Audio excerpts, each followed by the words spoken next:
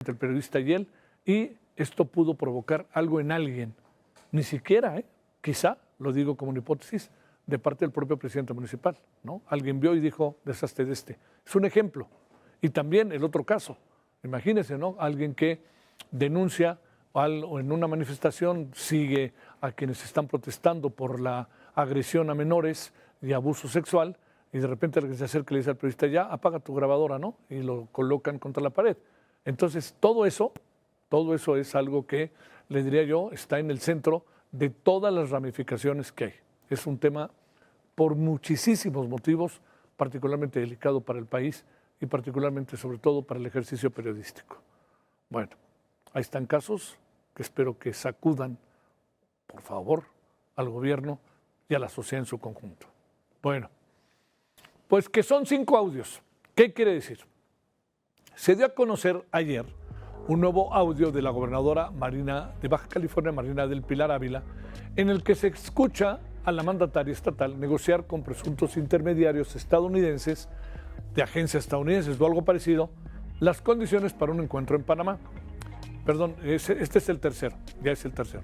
Es el tercero de 5 audios que supuestamente hay. Se ha hablado de 5 audios.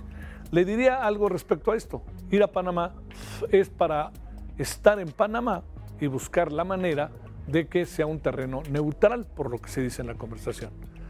Pero de nuevo, pues todo queda en un impasse.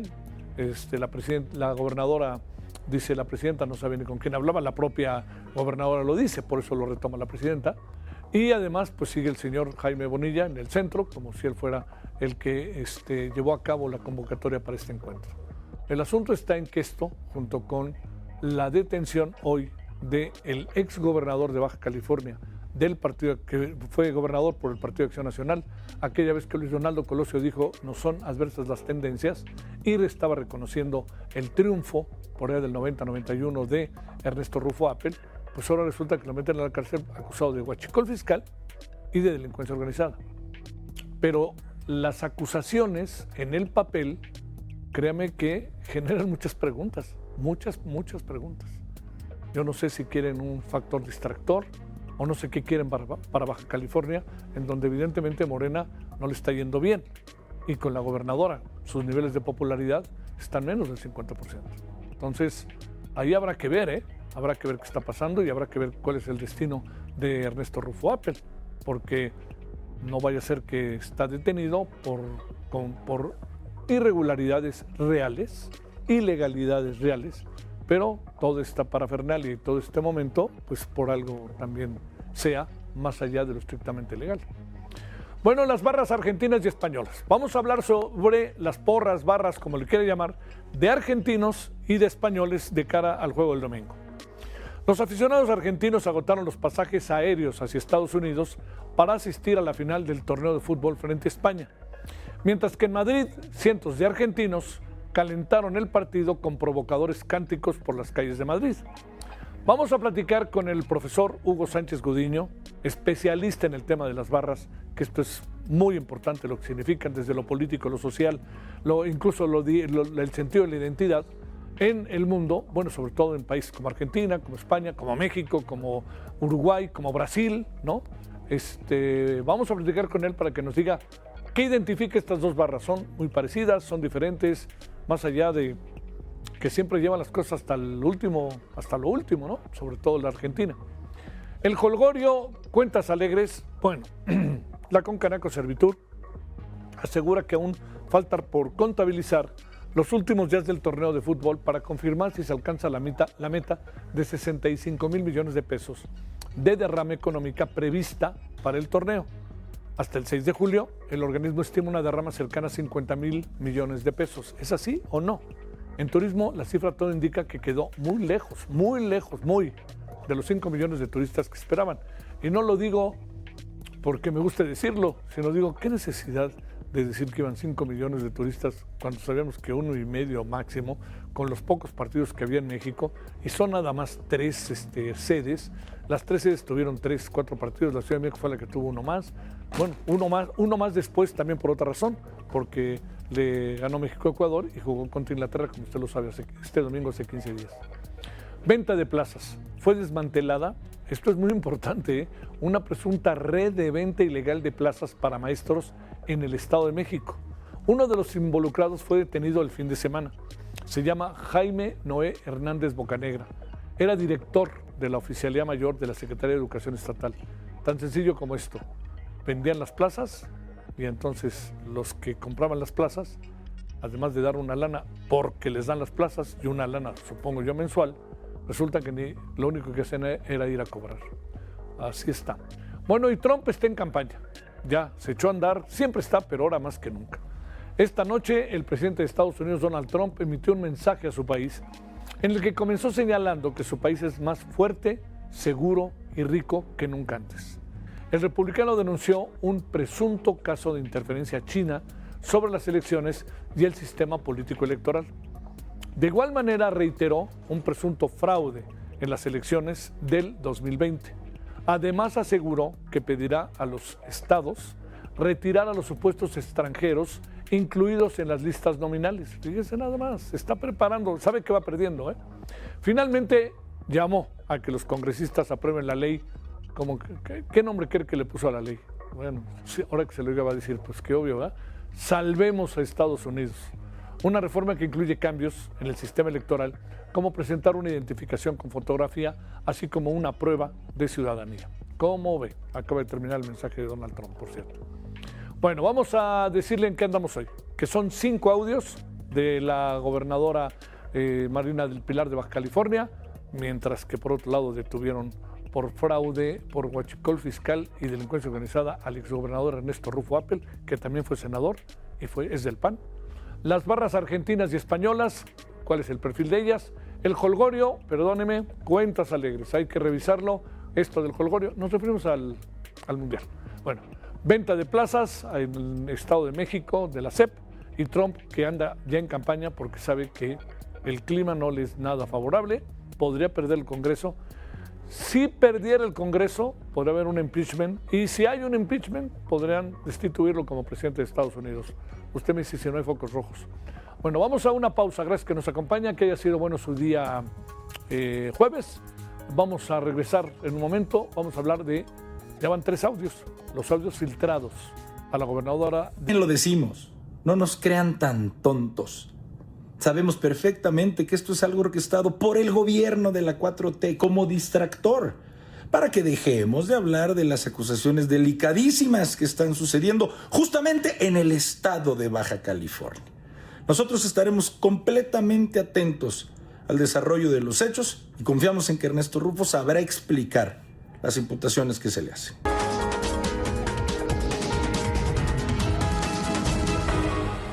Bueno, muchos escenarios paralelos en Baja California. Este día la Fiscalía General de la República detuvo al exgobernador panista del estado de Baja California, Ernesto Rufo Appel, por los delitos de delincuencia organizada y contrabando. Este caso forma parte de una investigación por huachicol fiscal que la Fiscalía y la Agencia Nacional de Aduanas de México mantienen la alerta desde 2025 y que en septiembre de este año colocó bajo sospecha pública a Rufo Appel, señalado como socio mayoritario de la empresa Ingemar SADCB. Todo indica que no es accionista mayoritario. Bueno, vamos a ver. Vinculado todo ello al megadecomiso de 15 millones de litros de hidrocarburo registrado en julio del 2025 en Coahuila. Echamos el acelerador en este caso y el otro huachicol fiscal, y está pidiendo el señor Farías que entrevisten a su tío, que es el secretario de la Marina. Eso ni de broma, ¿verdad? En el caso de la gobernadora de Baja California, Marina del Pilar Ávila, salió un nuevo audio en que se revela que la mandataria estatal tenía planeado reunirse con autoridades de Estados Unidos para continuar con el trámite de recuperación de su visa estadounidense. Dicho encuentro sería a finales de agosto y para la reunión habrían elegido Panamá por ser un sitio estratégico y neutral para la participación del FBI, el Departamento de Seguridad Nacional. Ante esto, Marina del Pilar Ávila se mostró dispuesta a cooperar y reunirse con las autoridades en caso de que sea necesario. Recordemos, la gobernadora acusó recientemente a su predecesor, Jaime Bonilla, de tenderle una trampa y de ser el responsable de la filtración de los audios de reuniones privadas. En Tecate, Baja California, la regidora de Morena, María Quijada, sufrió un ataque armado y resultó herida de gravedad. Iba con su esposo y su hijo. Su esposo, Jesús Pereira, murió instantáneamente. La funcionaria fue trasladada a Estados Unidos para ser atendida en un hospital de California. De acuerdo con los reportes, va mejorando poco a poco, es todo lo que hasta este momento se sabe. El señor Jesús Pereira fue asesor de seguridad durante la anterior administración del gobierno federal. Ocupó cargos de seguridad pública en los gobiernos municipales de Tijuana, fíjese, y de Tecate, que Tecate es una ciudad muy tranquila, en las áreas de coordinación y estrategia. Hablemos de todo esto, de todo el conjunto de circunstancias, hablemos de Baja California. Está con usted y con nosotros Ricardo Ravelo, periodista, escritor y, pues yo diría, avesado periodista y escritor en los temas de delincuencia organizada y seguridad. Ricardo, gracias de nuevo. ¿Cómo has estado? Te saludo con gusto. Buenas noches. Igualmente, Javier, buenas noches. Es un placer estar aquí en tu espacio. Un saludo a la audiencia. Gracias por tu tiempo, Ricardo. A ver, empecemos. ¿Por qué piensas ahí en el bote pronto de las cosas, como se van dando, de la detención de Ernesto Rufo y del señor Thompson, que parece que ya ni formaba parte de la empresa, según me decía Toño Eras ahorita ya desde Mexicali, pero sobre todo también porque esto ha anunciado en cualquier momento, me dicen, que la Fiscalía General de la República estaría dando información. Conferencias de prensa no dan información, ya sabes. Adelante, Ricardo. Sí. Mira, lo de Rufo, ahí hay un antecedente, el año pasado, del decomiso de 15 millones de litros de combustible que entró de contrabando a México, conocido como el huachicol fiscal, donde pues está señalada la empresa de la que él es socio fundador.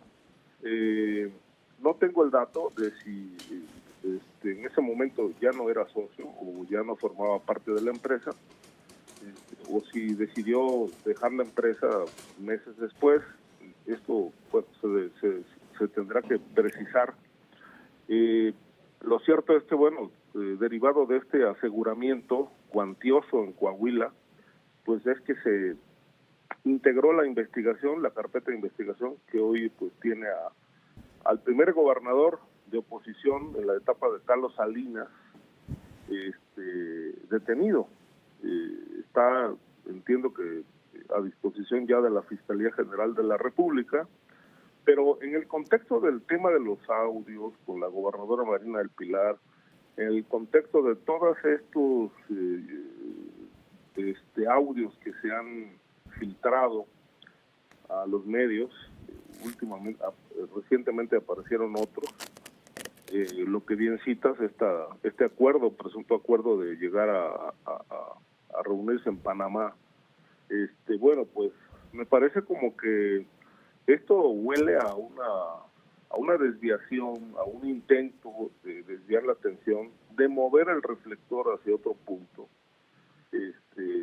dado que la gobernadora hoy está pues frente a un avasallamiento de cuestionamientos que no solamente tienen que ver con su visa, que se la cancelaron, sino con las investigaciones contra su ex esposo, el señor Torres, presuntamente ligado también a temas de huachicol, al grupo de los rusos que opera en Mexicali, donde Marina del Pilar fue alcaldesa, de tal manera que, bueno, pues todo esto es un cóctel de temas, de cuestionamientos, de señalamientos, donde el caso Rufo hoy parece ser, sin poderlo afirmar de manera categórica, pero parece ser un instrumento para desviar la atención de la gobernadora. ¿Por qué?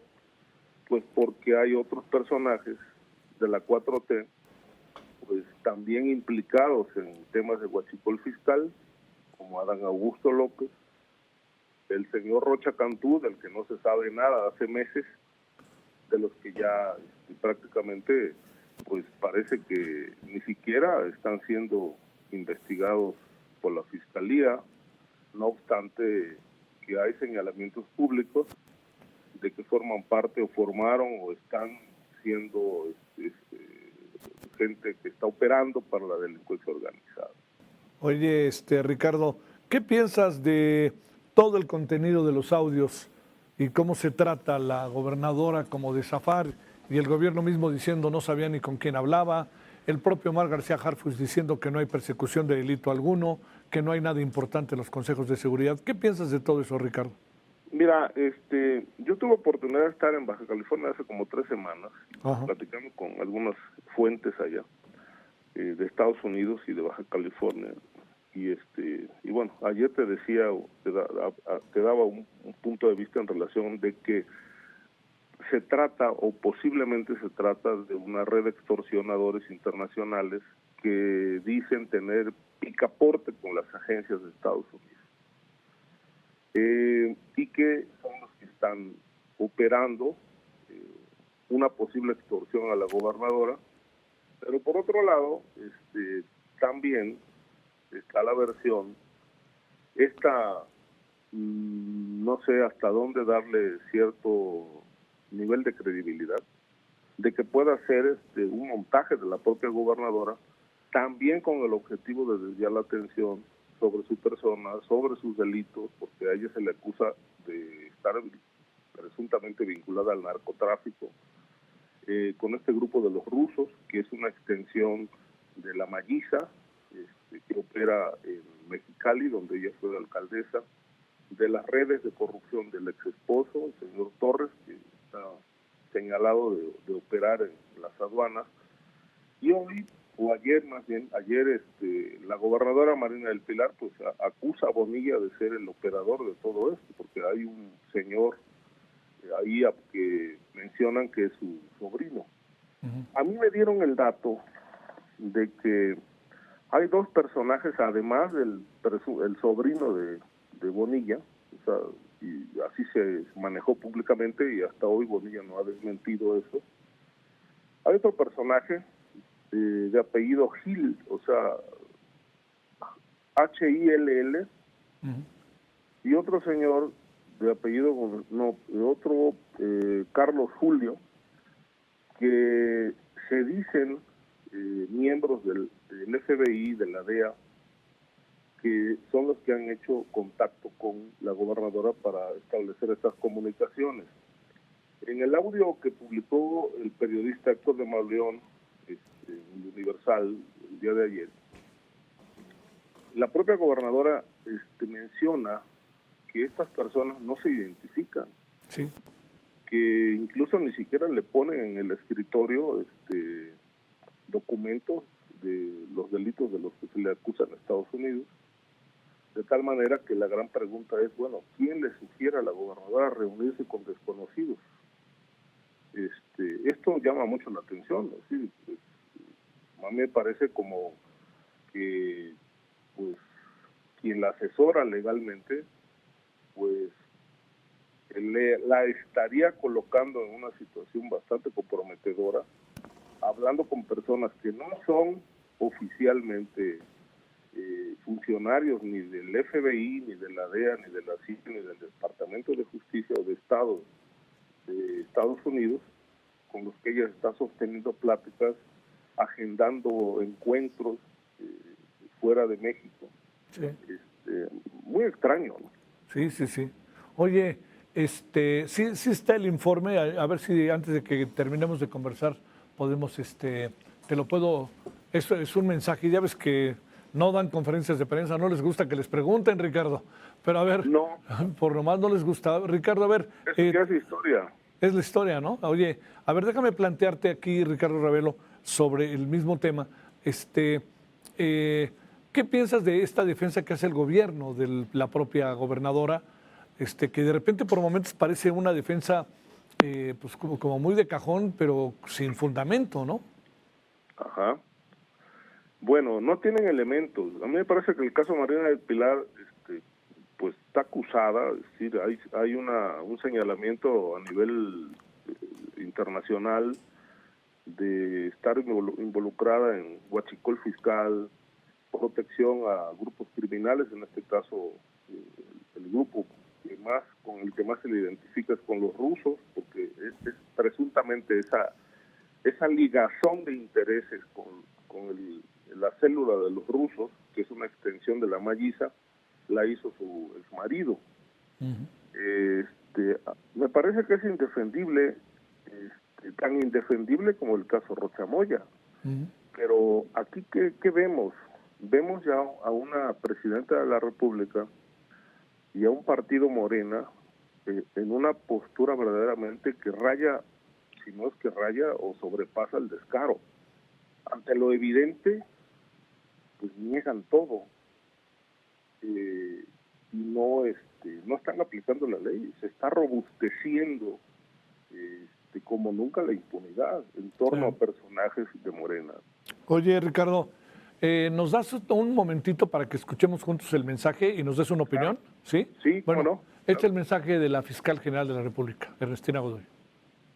Mensaje que dirigimos al pueblo de México para informar sobre las acciones realizadas por la Fiscalía General de la República en coordinación con el Gabinete de Seguridad Nacional para proteger el patrimonio de la nación de quienes pretenden enriquecerse al margen de la ley. Hoy damos a conocer los resultados de una investigación de alta complejidad relacionada con operaciones irregulares de importación, distribución y comercialización de productos derivados del petróleo. Estas conductas delictivas generan una afectación económica directa para el país y al mismo tiempo constituyen una fuente de ingreso para organizaciones criminales. Nos referimos a un esquema de contrabando de hidrocarburo, el que consiste en introducir combustible al país mediante declaraciones falsas o incompletas en aduanas, es decir, que se reporta menos de lo que realmente se transporta o se declara como si fueran otros productos para evadir impuestos.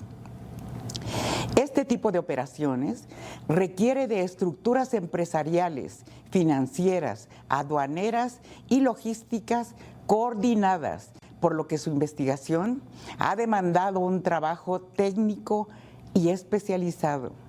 Las indagatorias también revelaron que la estructura dependía financieramente de recursos provenientes de una empresa que posteriormente los canalizaba hacia empresas extranjeras mediante transferencias internacionales. Estos movimientos configuran un esquema financiero con indicios de triangulación de recursos.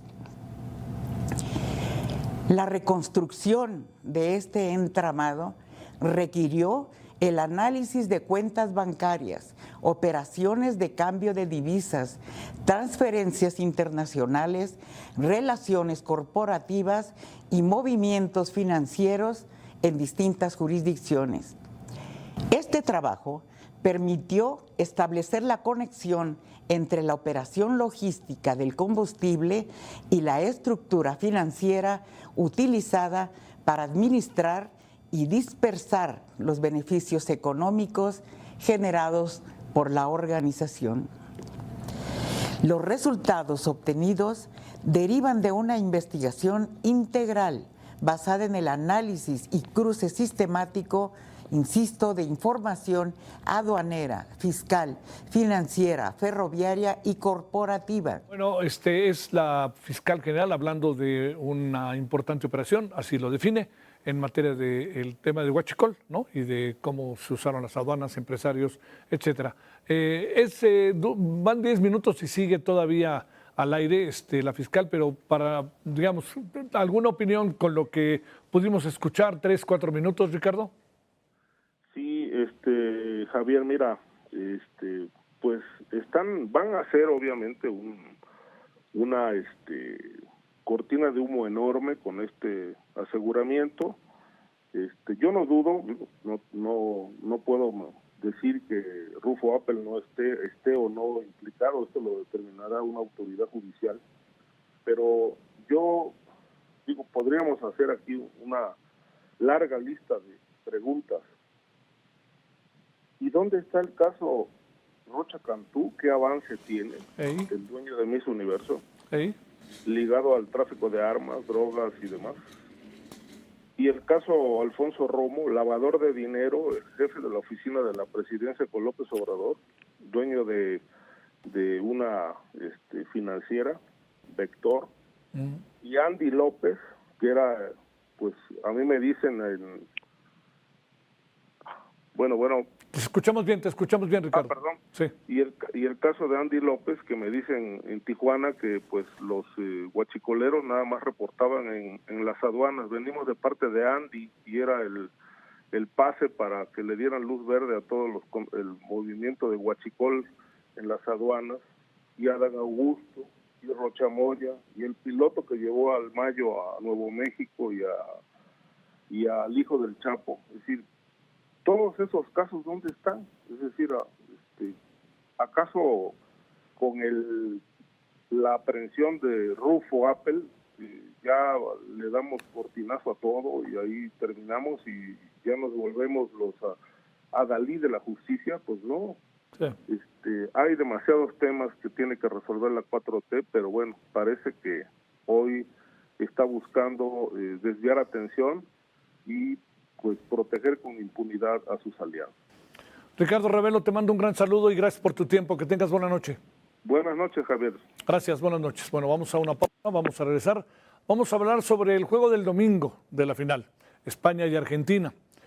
Pero vamos a hablar no desde la perspectiva táctica, si Pedri juega muy bien, o obviamente Messi, Lautaro y se subió a la tribuna, todo esto. Bueno, eso es lo que pasa en la cancha. ¿Qué pasa en la tribuna? ¿Cuál es el perfil de los aficionados? ¿Son parecidos los españoles y los argentinos? ¿O cómo funcionan esto que llamamos las barras? Bueno, vamos y regresamos con ello.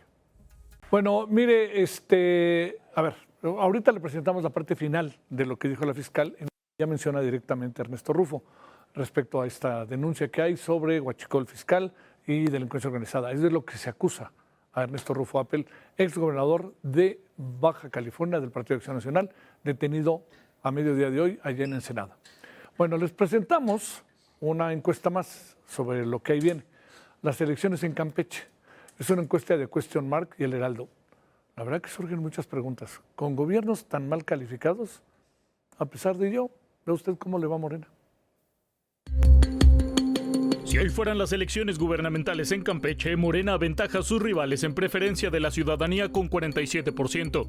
Así lo reveló la más reciente encuesta de Question Mark Estudios de Opinión en alianza con el Heraldo Media Group. El que le sigue es Movimiento Ciudadano con 18%. Por debajo están el PAN y el PRI con 7% y el Verde y el PT únicamente cuentan con el 1% de preferencia. En cuanto a los candidatos del partido Guinda, Pablo Lazarus es el favorito de los encuestados para postularse a la gubernatura con el 41% de apoyo. Le siguen Carlos Ucán con 16% y Gerardo Sánchez del PT con 8%. En la contienda de candidatos de todos los partidos políticos, Pablo Gutiérrez Lazarus de Morena lidera las preferencias con el 48.5%. Eliseo Fernández de Movimiento Ciudadano cuenta con el 24.3% de apoyo.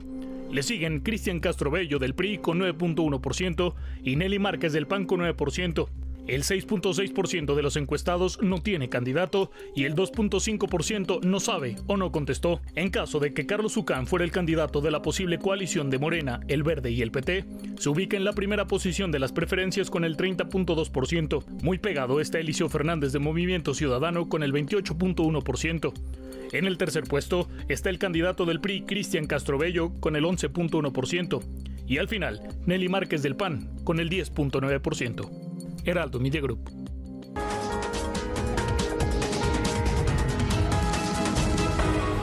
Bueno, viene el domingo la final a las 13 horas en Hora del Centro, por si la quiere ver, y ahí sí pasa en teleabierta. Así que olvídese de ViX y de Cristian Castro, ahí sí pasa de todas cosas. El gobierno británico ha exigido a las autoridades deportivas que investiguen, fíjese, a la selección argentina. Después de que los jugadores desplegaron una manta, que ahí la tiene, con el mensaje "Las Malvinas son argentinas", en el partido contra Inglaterra. Evidentemente había santo y seña de este mensaje, que fue además un mensaje que inevitablemente fue transmitido por la televisión. Y si no, las redes se encargaron de ello, y si no, los argentinos a través de sus redes se encargaron de ello. El Ministerio Británico calificó el acto de inapropiado. Espera que la selección albiceleste tenga una infracción por llevarse mensajes políticos dentro de la cancha. Déjeme decirle que hay un mensaje que también se dio en un partido de Japón, si mal no recuerdo, en donde el jugador que presentó el mensaje, también de un asunto de este tipo, de esto le pertenece a Japón o a Corea, no lo recuerdo bien, perdón, lo que pasa es que lo tengo muy grabado, que el jugador que lo hizo lo expulsaron 2 partidos. O sea, significa que el que lo sacó o los que lo sacaron no deberían de jugar 2 partidos porque es la sanción. Qué asunto, ¿no? Está delicadísimo eso. Bueno, la pasión por el deporte reúne a miles y miles y miles de aficionados. Están los que estamos en la calle, están los que van al estadio, que aplauden con las joyas porque el costo que tienen los boletos, pero todos al final formamos parte de esto que se llama las barras, a querer o hinchas. Los hinchas argentinos se reunieron para apoyar a su selección de su país en su encuentro contra Inglaterra. Sin embargo, la reunión terminó en un enfrentamiento de 2 barras. La barra de San Lorenzo, de Almagro, y de Huracán. Qué cosa, ¿no? Esto fue en Atlanta. O sea, se fueron a Atlanta a pelearse. Los argentinos, Bueno, viajas distintas entre los equipos. Ya ve el nivel de pasión que significa esto del fútbol en Argentina particularmente. La policía estadounidense intervino, 3 argentinos detenidos. La riña empezó por insultos entre los aficionados que rápidamente escalaron hasta los golpes. Eso fue lo que pasó. Pero en España también se presenta el fenómeno de las barras y los altercados que estas tengan por la euforia deportiva. El fenómeno de los ultras, conocidos como hinchas radicales españoles, surgió en los 80 como un entramado de amistades entre aficionados entre 17 y 40 años unidos por la pasión del fútbol. Entre 2022 y 2023 se registraron de 80 a 87 altercados relacionados con radicales que causan disturbios en las gradas y en las inmediaciones de los estadios. Tan solo le doy un dato. El año pasado hubo 133 detenidos. Las barras más famosas del país ibérico son la del Real Madrid, la del Barcelona, la del Atlético de Madrid y bueno, por lo que yo vi una vez, bravísima me pareció, la del Atlético de Bilbao, que es mi equipo en España. Bueno, para hablar de las similitudes o no entre las barras o qué papel juegan las barras o cuál es esta identidad de las barras, saludamos a Hugo Sánchez Gudiño, profesor académico de la Facultad de Estudios Superiores Aragón de la UNAM, que está por publicar un libro que tiene que ver con las barras, precisamente, pero no solamente en México, ¿no? Hay particular atención en México, pero tiene que ver con las barras, particularmente de América Latina, por el contacto que él también tiene con estudiosos del tema en Argentina, en Brasil, en Uruguay, en Chile, pues en diferentes naciones, ¿no? de América Latina. Está con nosotros entonces el maestro Hugo Sánchez Gudiño. Profesor, te saludo con enorme gusto, gracias por tu tiempo, ¿cómo estás? Maestro Solórzano, muy buenas noches. Gracias por tu tiempo. A ver, te pregunto, Hugo, ¿cuáles son los signos de identidad de estas barras o de estas porras? Yo los conocí como porras en los 50, 60, ¿no? Barras, porras, hinchas. ¿Qué signos de identidad tiene el argentino y tiene el español? Sí, estos grupos de autollamados barras bravas pues surgen en Argentina, precisamente que tiene toda una tradición en el fútbol, pero sobre todo en un apasionamiento extremo. Entonces en Argentina surgen estos colectivos de jóvenes que se autodenominan barras bravas y que prácticamente en todos los equipos de esa nación existen, pero tienen características y rasgos muy particulares, ¿no? Uno de ellos pues es la violencia, un segundo rasgo pues es que son aficionados extremadamente religiosamente enamorados de su equipo y ese amor al equipo lo trasladan a las tribunas con cánticos, con porras, con un apoyo incondicional que parece un apoyo religioso.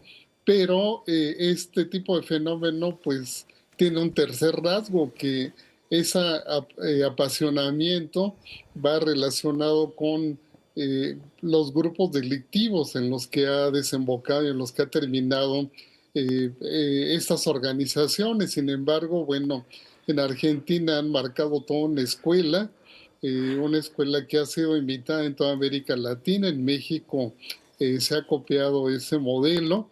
Es un modelo de animación muy exitoso, pero muy apasionado. Y ahorita que están en la final, bueno, pues estos colectivos se han manifestado prácticamente en todo el mundo. hay estas notas relacionadas con Atlanta acerca del enfrentamiento entre dos barras, pero también en España y sus cánticos provocadores contra los españoles. Y bueno, los españoles tienen también sus propias barras, pero allá no les llaman barras, no les llaman ultras o radicales del fútbol, que tienen los mismos rasgos, pero tienen una raíz histórica en los hooligans, en los famosos hooligans ingleses. Y bueno, pues el partido del domingo nos anticipa que pues ambos grupos pueden llegar a la violencia en este apasionamiento extremo, casi religioso, por los colores de su equipo. Aquí sería de su país. ¿Qué es lo que pasa entre semana con estos barristas? ¿Qué es lo que sucede? ¿Cómo es su vida? ¿Se reúnen entre semana? ¿Cómo funcionan estas barras, Hugo Sánchez Gudiño? Bueno, en Argentina y después aquí en México, quienes forman parte de estos grupos son jóvenes, adolescentes de los sectores más precarios, no más pobres. Y entonces la barra es como un club de amigos, como una familia. Entonces ellos se reúnen en esos colectivos en ocasiones simplemente para practicar este deporte, pero a veces de ahí se derivan otras acciones, muchas veces, pues digamos que delictivas, el narcomenudeo, el alcoholismo o incluso a veces el robo o acciones, sí, que tienen que ver con grupos delincuenciales justamente para autofinanciarse. Sin embargo, bueno, su vida cotidiana es la vida cotidiana de personas en condición muy precaria, ¿no? De vida, están rodeadas de un ambiente violento, de un nivel de vida desigual, pobre. Entonces eso hace que se hermanen más en la barra y la barra los hermana más, los jala, ¿no? Los mueve, pero también los utiliza como un brazo a veces de choque, no solo en el fútbol, sino en el ámbito político. En Europa, en Gran Bretaña, los hooligans y la escuela que dejaron quizás era un poco diferente en cuanto a lo cultural, pero en cuanto a su forma de accionar y de comportarse era muy parecida a la de las barras latinoamericanas, y obviamente las españolas pues tienen obviamente el rasgo europeo distintivo, pero su pasión y su nivel de vida es más o menos muy similar, porque estas barras las nutren jóvenes desempleados. En Inglaterra eran jóvenes de la clase obrera, en España seguramente de la clase trabajadora, sectores pues muy precarizados y que encuentran en el fútbol, en una barra, una válvula de escape, un espacio de convivencia, un espacio de fiesta y también un espacio que les permite pues vandalizar y violentar y hacer muchas cosas que en su vida cotidiana no podrían. Oye, profesor, la violencia es una forma de definición porque me da la impresión de que, no sé, de repente me da la impresión de que tienen que pasar como pruebas o algo, ¿no? O sea, la violencia no es un asunto que les atemorice, es mi impresión. No, la violencia forma parte de su filosofía de existencia. Incluso la violencia se convierte como en un código, ¿no? Un código, pues digamos, de victoria, de éxito. Y ese código lo trasladan no solo en sus enfrentamientos callejeros, porque a veces una barra brava se enfrenta a otra barra brava en la calle, y digamos que sus trofeos de guerra después de un enfrentamiento violento son las banderas, ¿no? Sí. O a veces las camisetas de la barra contraria. Pero esa cultura de la violencia, esa cultura de la ferocidad, de la victoria, del éxito, también se la trasladan a los jóvenes y a los niños que juegan fútbol en esas comunidades. Por eso me llamaba la atención lo que decía Scaloni de los jugadores argentinos. Decía, son unos indios, pero en el buen sentido de la palabra. Ellos le llaman indios pues a los sectores proletarios, digámoslo así, ¿no? Entonces Scaloni decía, están acostumbrados a la violencia, a enfrentarse a escenarios muy complicados, ahí sobreviven y además tienen una mentalidad ganadora y pues en efecto muchos de los hoy estrellas de esta selección provienen de ese sector proletario donde está la cuna de las barras y de los barristas y de su cultura de la violencia. ¿Qué ven en la cancha? ¿Ven la cancha o no ven la cancha? Sí, yo creo que ven la cancha forma parte también de su religión futbolística, sus ídolos pues son como casi dioses, ¿no? El propio Maradona y toda esta, hasta esta iglesia que se ha construido en su honor en Argentina, ¿no? Sí. Y sí ven el partido, ven el juego, pero también tienen su propio simbolismo, ¿no? Del estadio, de su propio grupo de barristas y obviamente de los adversarios, porque a los adversarios no solo los ven como un equipo que compite con ellos, sino los ven como enemigos y con toda una visión pues muy polarizante, muy violenta, ¿no? De la competencia deportiva y por eso, bueno, tienen toda esta historia de hechos muy violentos en Argentina, en las gradas a veces pues hay un muerto, hay acuchillados, etcétera, producto de esa cultura. Oye, traer la playera del rival es casi pecado mortal, ¿no? Sí, la playera del rival es casi pecado mortal y por eso en sus pleitos callejeros, que incluso llegan a veces a la muerte, tienen como trofeo de guerra justamente la playera del rival, y la muestran incluso como bandera de batalla, de victoria. Es un poco complejo entenderlo y comprenderlo, pero es parte de esa cultura callejera del fútbol que también en esta final pues, revive y recupera ese modelo de la vieja escuela, de la vieja guardia, ¿no? Sí. De los viejos, de los clásicos del fútbol callejero, contra, bueno, pues un modelo, el español, que ya recupera un fútbol de calidad, pero de una escuela no callejera, sino corporativa, ¿no? De estos grandes equipos que son pues grandes empresas como el Barcelona, el Real Madrid, etcétera, que pues es la contraparte de estos futbolistas argentinos formados en la calle entre batallas campales a golpes y entre fútbol llanero y todo este escenario, ¿no? Muy complejo que también es un escenario de guerra. Oye, sin hacer alarmismo, seguramente habrá incidentes fuera de la cancha, difícilmente en la cancha, pero fuera de la cancha, digamos, en la tribuna difícilmente los habrá, pero sí los habrá seguramente en los alrededores del estadio. Sí, yo creo que sí, aquí en México fue famoso en el 86. Sí, cómo no. Batalla, ¿verdad? Entre los hooligans y los barras bravas fuera del Estadio Azteca, antes y después del partido, justamente de la mano de Dios de Maradona contra Inglaterra. Ahora yo creo que sí puede suceder dentro y fuera del estadio, porque se ve que ya los ánimos están muy calientes, muy de mucha confrontación, y obviamente estos barras bravas pues le han metido más gasolina a la lumbre, ¿no? Sí. Te mando un gran saludo. ¿A quién le vas, profesor? ¿Argentina o España? Pues los apostadores le van a España, nosotros como latinos pues le iríamos a Argentina, pero esperemos que gane el mejor. Bueno, libraste el asunto. Gracias, profesor. Que te vaya muy bien. Un abrazo, hasta maestro. Luego. Hasta luego. Un abrazo, gracias.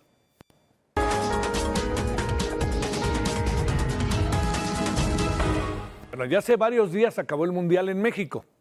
El torneo de fútbol 2026, el Mundial, dije, bueno, el jolgorio.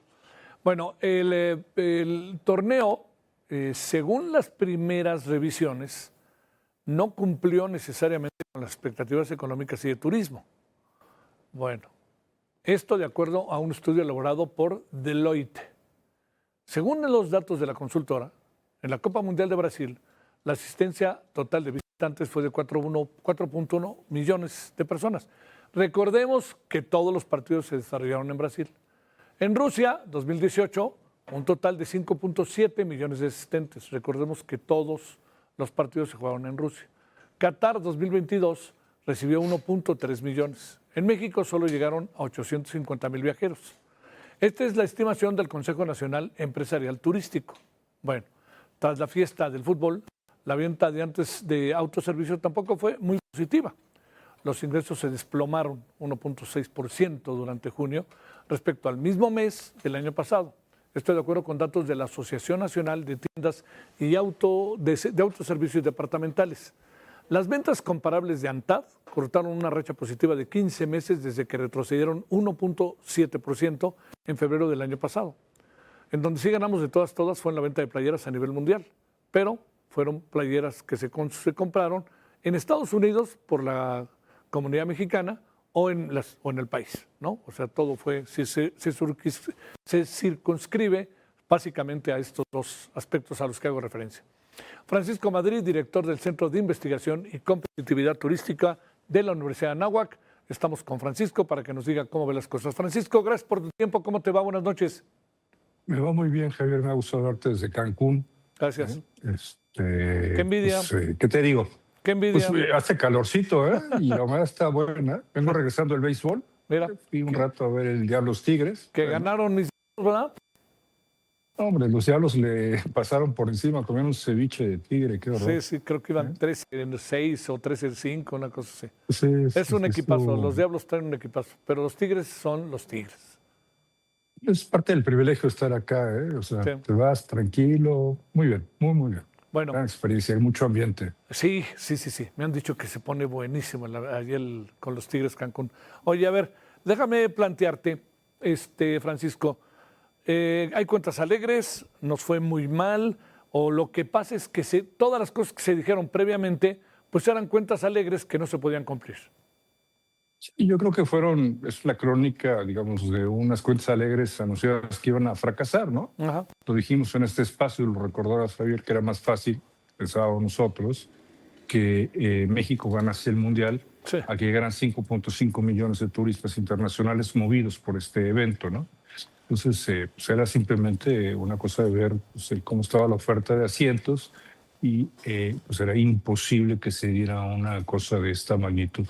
Creo que, digamos, para hacer justicia, evidentemente en el terreno del flujo turístico, este evento pues, quedó muy lejos de esas expectativas e incluso por debajo de lo que los propios turisteros se imaginaban, que eran unas cosas mucho más acotada.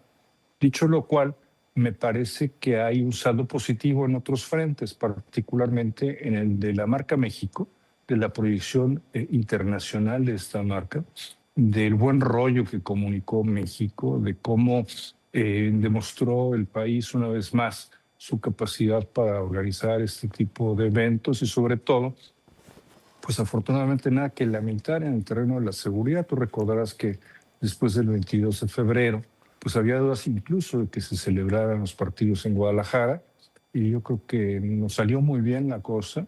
Creo que hay un buen ánimo. Yo tuve oportunidad de coincidir con unos ingleses después del partido en un avión rumbo a Cancún y conversé con ellos y me decían que estaban encantados con México, que por supuesto iban a regresar, que encontraron la ciudad padrísima, que les gustó, que se quedaron varios días. O sea, muy bien. Yo creo que ese es, digamos, la gran ganancia de este campeonato y esas cuentas alegres pues, se quedarán simplemente como una anécdota, Javier. Poco pasará, ¿no? Respecto, digamos, en el 86 y en el 70, mucha gente después regresó a México, ¿no? Eso pasó, no sé si te acuerdas. Pero en este caso, no creo que por ahí vaya la cosa, ¿no? Si fueron 850,000 personas las que vinieron, híjole, lejísimos de los 5 millones, ¿eh?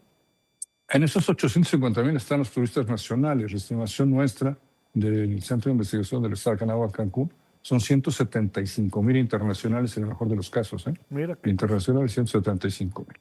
Entonces, pues sí, o sea, pero no importa, digamos, descartemos esa parte. Yo creo que llegamos a lo que llegamos. Hay cosas interesantes, digamos, para analizar. Claro, sí. Una que hemos identificado es, pues se sustituyó el viajero de negocios normal, que es, digamos, lo que nutre destinos como Ciudad de México, Guadalajara y Monterrey, por estos aficionados al fútbol, desplazaron ese viajero de negocios.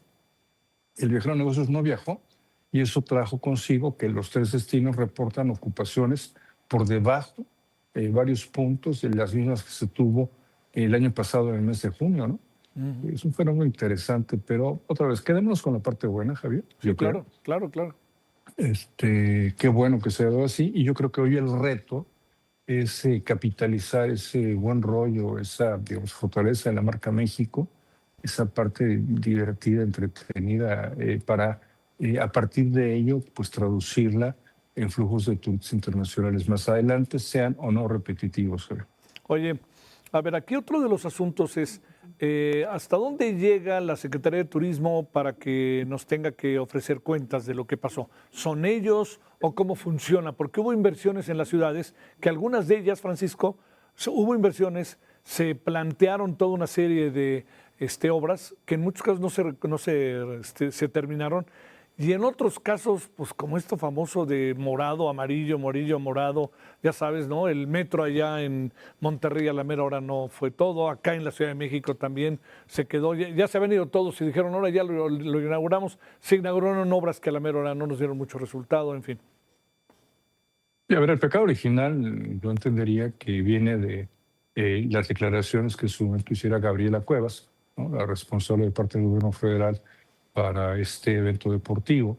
Ella fue la que habló de los 5.5 millones, citando a la FIFA, pero finalmente este número se volvió, digamos, parte de la narrativa pública y fue repetido después por la Secretaría de Turismo, incluso en la conferencia mañanera se habló. Entonces, pues ahí es donde deberíamos tener cuenta. La otra parte, bueno, pues me parece lamentable, creo, y pues no lo vamos a ver, ¿no? Que hay un tema aquí de daño patrimonial con el tema del cambio de los colores, por ejemplo, ¿no? Sí. O sea, ¿quién paga ese, digamos, derroche de ir de un lado y luego regresar a otro? Algún día tendremos un metro en Monterrey que llegue hasta el aeropuerto, que bueno, pero no va a ser este año, ni siquiera creo que sea el año siguiente. A ver, yo creo que tenemos que poner en perspectiva las cosas. Tuvimos 13 partidos, ¿no? Sí. Entonces, pues es lo que es, ¿no? No daba para mucho más.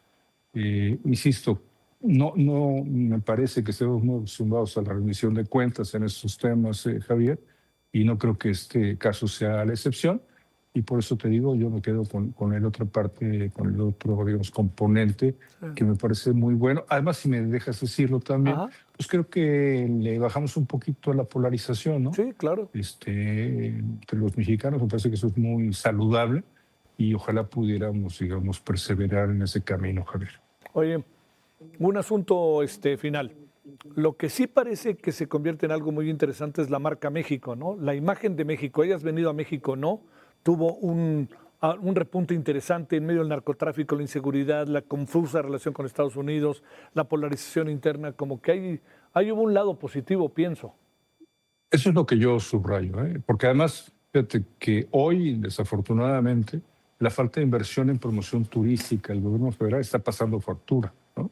Durante 8 años no hemos tenido un esfuerzo, digamos, razonable, digno, de inversión en promoción, y es un mercado muy competitivo, el mercado turístico, y sí, parece que si no enseñas no vendes, ¿no? Claro, sí. Entonces sí, otra vez el tema es ese, ¿no? Necesitamos promoción. Hoy traemos un problema muy grave en la falta de vuelos a los destinos de playa del país.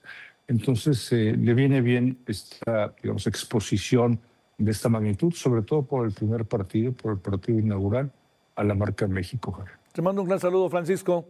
Qué bueno que ya estás en casa. Un abrazo, Javier. Con el mayor de los respetos después de que ganaron los Diablos. No, pues bien, ¿no? Bien, Sí. O sea, está bien que estemos aquí con los Tigres, pero bueno. Te mando un gran saludo, Francisco. Gracias. Abrazo, Javier. Gracias. Ahora es para ti. Buenas noches.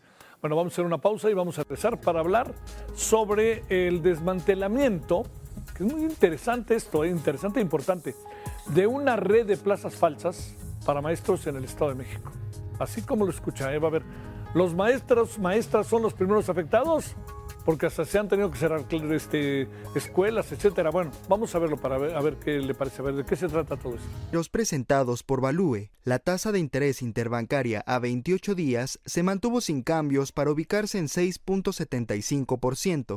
mientras que los CETES a 28 días disminuyeron 0.09 puntos y se ubicaron en 6.20%. El índice de precios y cotizaciones de la Bolsa Mexicana de Valores se situó en los 66.356 puntos con una disminución de 0.07%. El FTSE Viva alcanzó los 1.335 puntos con una caída de 0.04%. En el ámbito internacional, el Dow Jones se ubicó en 52.552 unidades con una caída de 0.20%. El Nasdaq disminuyó 1.47% para alcanzar 25.881 unidades. Y en Brasil, Bovespa bajó 1.24% a 173.825 puntos. En el tipo de cambio, el dólar al menudeo se mantuvo sin cambios para cotizar en 17.88 pesos. Al mayoreo aumentó 0.21% a 17.42 pesos, mientras que el dólar fix incrementó 0.29% a 17.44 pesos. El euro se mantuvo sin cambios y se vendió en 19.94 pesos y la libra bajó 0.21% para ubicarse en los 23.48 pesos. En el mercado accionario mexicano tuvimos algunas alzas destacadas. Educa 18 subió 2.83%, G-Carso avanzó 2.31% y Sigma A 2.04%. Pero también hay caídas importantes. Fres cayó 5.51%, Hix AB 4.48% y Vista A disminuyó 4.36%. Estos fueron los indicadores financieros más importantes del día presentados por Valúe.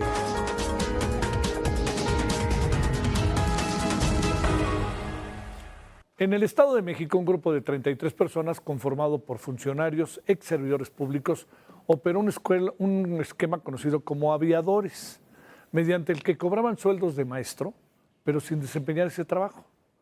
Así lo confirmó una investigación de la Fiscalía General del Estado de México, la cual además dio cuenta de que daban de alta a personas en plazas oficiales de la Secretaría de Educación, Ciencia, Tecnología e Innovación, de la Secretaría de Seguridad y en algunos casos de la Secretaría de Salud. Hasta el 2 de junio, el Ministerio Público Estatal confirmó que vincularon a proceso a 28 personas de las 33 relacionadas con las plazas falsas. Por ese mismo caso, también arrestaron a Jaime Noé N., exdirector general de personal de la Oficialía Mayor de la Secretaría de Educación local, aunque presentó un amparo para que no fuera trasladado a prisión. Pero lo cierto está en que lo detuvieron. Marco Fernández, profesor e investigador de la Escuela de Gobierno y Transformación Pública del TEC de Monterrey, coordinador del programa de Educación y Anticorrupción en México, Evalúa. Marco, gracias por tu tiempo. ¿Cómo has estado? Muy buenas noches. ¿Cómo has estado? Hola Javier, ¿cómo estás? Pues muy bien, disfrutando de los últimos partidos del Mundial y sorprendido para esta noche para nuestra conversación, pues de la sofisticación de las redes de corrupción.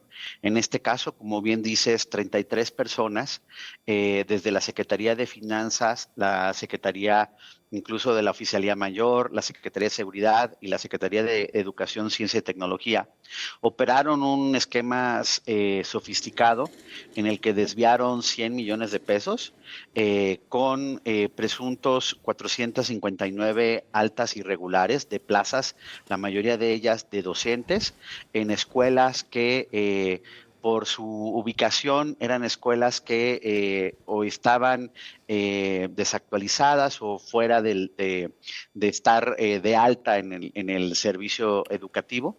Y cuando se empezó a hacer la averiguación por parte de la Fiscalía del Estado de México, se encontraba que muchas veces la forma en que daban de alta estas plazas las hacían a horas irregulares de la noche para que no se detectara tan fácil estas altas, y los salarios que se cobraban eran salarios altos, en donde a las personas que les daban las plazas como aviadores eran familiares o personas cercanas a este grupo de funcionarios públicos, les daban una parte mínima del salario que cobraban de manera como aviador y el resto se los entregaban a estos funcionarios públicos de la forma que obtuvieron por lo menos 100 millones de pesos.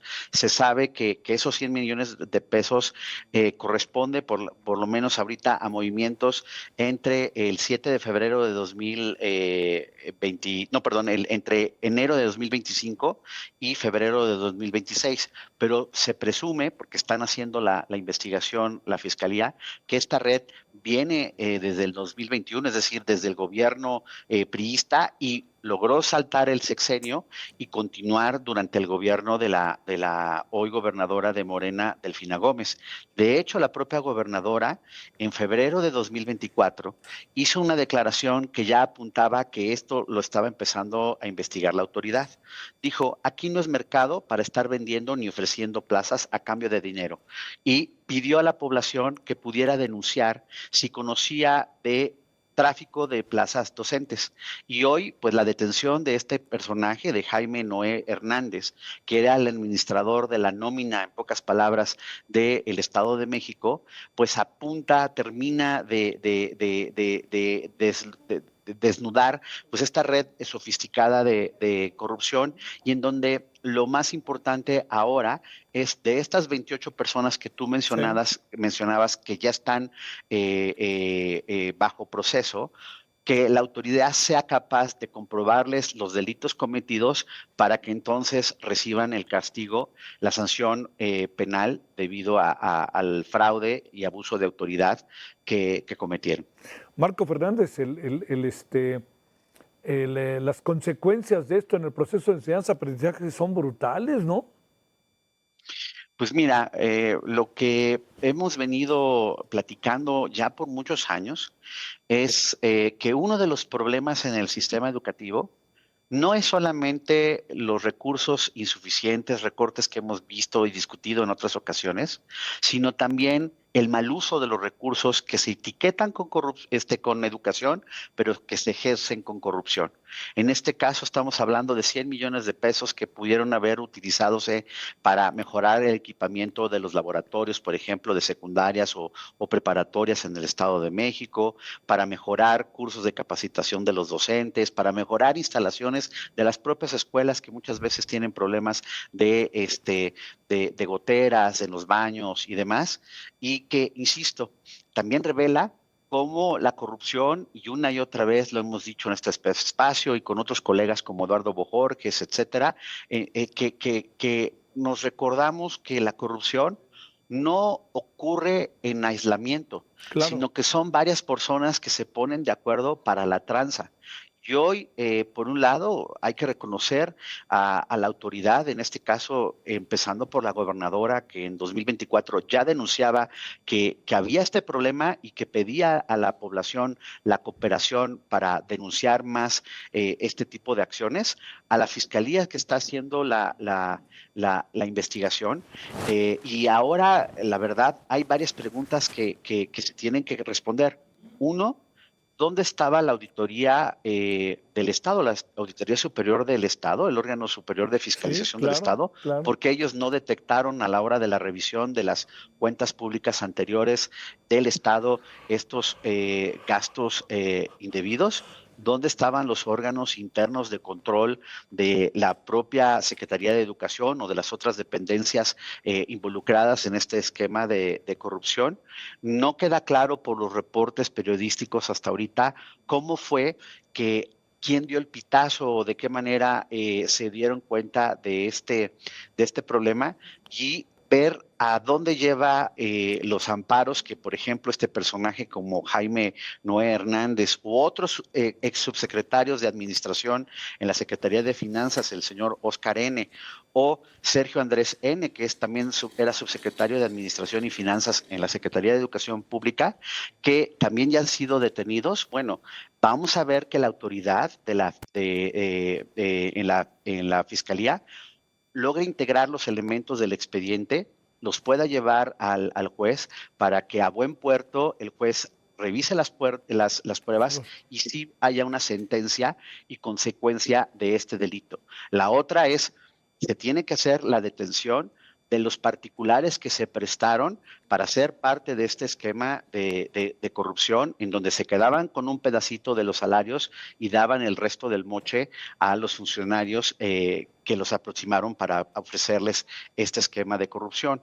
Insisto, me parece una buena noticia en medio de todo este desastre, un ejemplo más de la necesidad de ir apretando tuercas en la parte de fiscalización, en la parte de pues los órganos internos claramente no son eficaces porque pues no se dieron cuenta estos 4 años que operó desde 2021 esta red, y por lo tanto pues la necesidad de fortalecer las instancias encargadas para poder revisar cómo se hace el ejercicio del gasto y activar las sanciones tanto penales como administrativas cuando hay actos de corrupción como el que estamos platicando. Marco Antonio Fernández, te mando un gran saludo. Gracias por tu tiempo. Buenas noches. Muchas gracias, como siempre, Javier. Gracias. Muy buenas noches. Que descanses. Igualmente.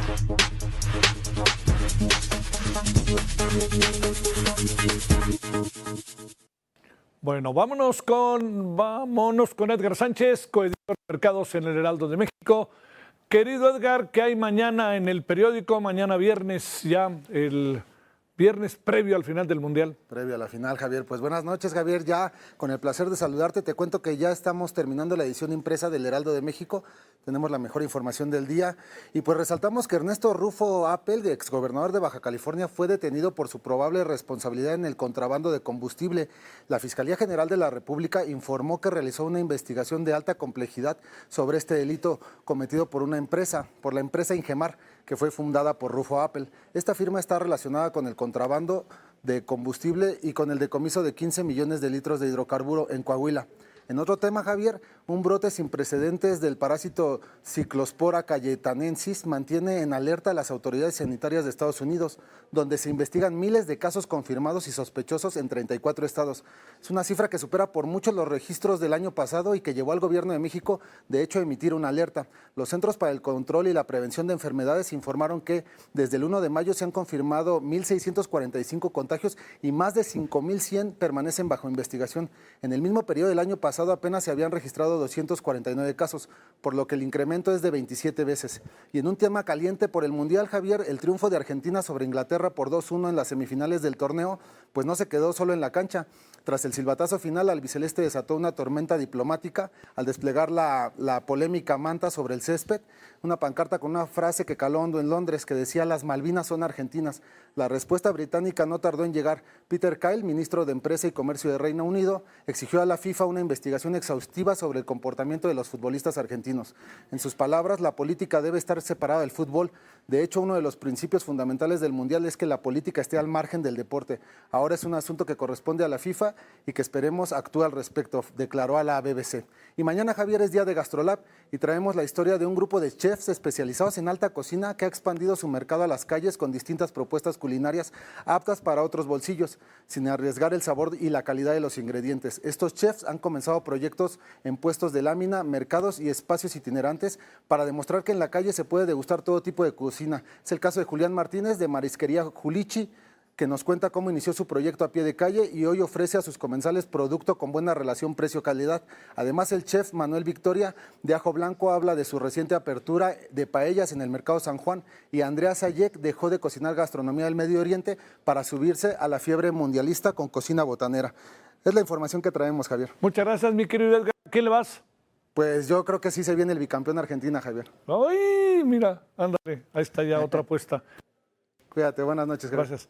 Esta bacteria a la que hice referencia y que tratamos en radio y que hace referencia a Edgar, ¿sabe cómo se conoce también? Como la diarrea fulminante. O sea, como se lo dije, esas dos palabras, diarrea fulminante, eso quiere decir, le da uno diarrea y no hay control. Y dura varios días, ¿eh? Así que pues hay que estar muy atento con vegetales. No se transmite de persona a persona, que quede claro. Bueno, pásela bien. Mañana estaremos aquí a las 20 horas en hora del centro, Heraldo Radio, 98.5 de FM, diferentes estaciones del país referente. Y estaremos a las 21 horas en hora del centro, Heraldo Televisión, referente en la noche. Tenga buena noche de jueves. Ya mañana es viernes. Adiós.